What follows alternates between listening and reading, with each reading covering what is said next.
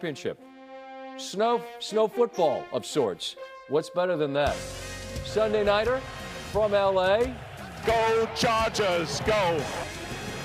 See the Steelers 8-yard gain. The Chargers in position to pretty much put this thing to bed. Kamani Vidal with Omarion Hampton still on the shelf for a bit. Extends it. It's 22-3. Rodgers here, right off the hands of Calvin Austin.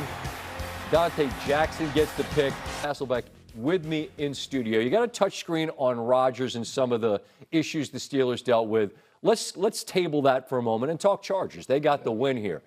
And they're going to struggle with an issue on their O-line because it started before the season when they lost Slater and then they lose Alt. What are they doing well to find some offense in the absence of their best offensive lineman? Well, the first thing they're doing is they're staying committed to the run game. So, it's easier for backup offensive linemen to run the football, be run blockers, than it is to be pass blockers. The biggest matchup issues you have in the National Football League are edge rushers on tackles. So right off the bat, running the football is going to help them.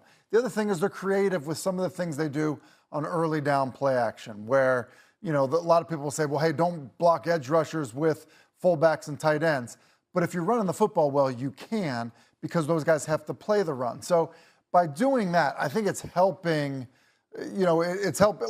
Herbert's under siege. And I think ultimately that's going to be their biggest hurdle, going into the postseason, is that you're going to face great edge rushers that can close out games.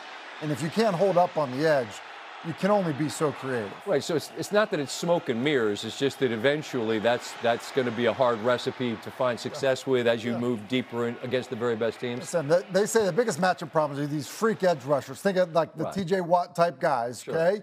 And guys, quite honestly, that, wore T-shirts to the swimming pool in the summertime. The big guys. Yes. Understood. But they're going to run it because Harbaugh's their coach. All right, I mentioned Rodgers. I know you got a touchscreen here that can illustrate some of the issues they had. They actually missed a kick, which never happens. They lose a turnover battle. Our buddy Bill Barnwell said that's their recipe. If they miss a kick and they lose a turnover battle, they kind of have a narrow window, and they didn't win tonight because what? Yeah, I think Aaron tries to do too much. Like you had, in the highlight, the safety he takes. It's a bad play. I'm going to take you down into the red zone. They're down 12 points here, okay? They're running inside zone. So basically everybody is coming right. We got Warren coming right. But now on the back side of this, he's got one of these now slants. Well, that's only going to be open if Bud Dupree, this defender here, rushes. Well, Aaron ends up pulling this, and, Dupree ends up being right in his throwing lane. The shame of it is, and you can see it right now, had he handed the football off, things are blocked kind of perfectly for Warren there. So on 2nd and 6, just hand the football off. Run the play that's called. Now he throws an incomplete pass on 3rd down, a ball he should have hit, and now it's 4th down. I get it. Everyone wants to get the ball to DK Metcalf, throw him the fade, all that stuff. But versus cloud coverage, which you end up getting here, you have a corner and a safety up over the top. That's your double. That's the only double that's happening. So now you can look at this bunch at the bottom of the screen, because as you play this forward, you're going to clearly see the double up top. So the fade should be dead. Your single really ends up being on Freiermuth right here. Look at him win inside. Yep. Like that was your chance for the first down. So I just think that there are things that Aaron was doing tonight that were really just outside the design of the offense. Maybe once upon a time that was fine. I think in this Steelers offense, with the way they want to play defense, the way they want to run the football, they don't need him to go be the hero down in the red zone. I think they need him to kind of do the things that are being called kind of in a basic play inside the structure of the offense type of way.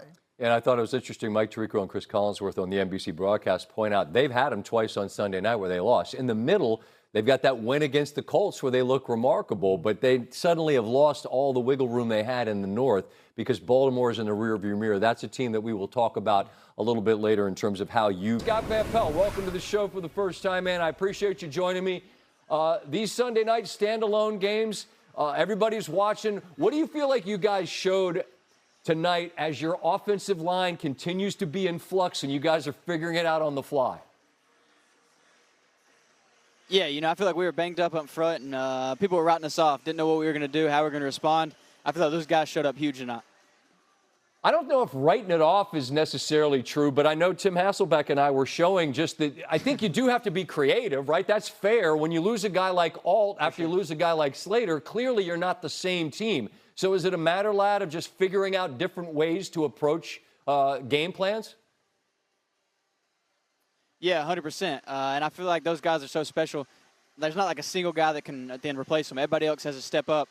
We can get some chips on the edges, quick game, get the run game going. Screens, and then take our shots when we need to.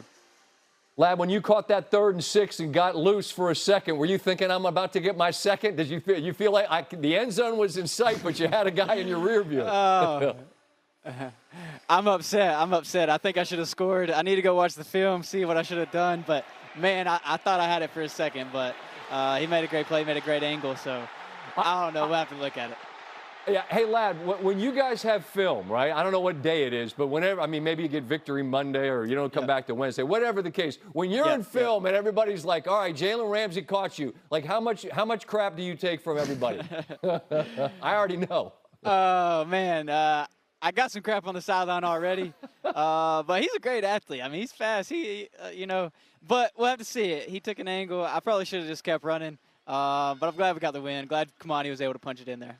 No doubt. Big smile on your face and a big smile on Keenan Allen's face late after that little pop. And Antonio Gates is in the building. That's Chargers royalty. And he's now the all-time leader.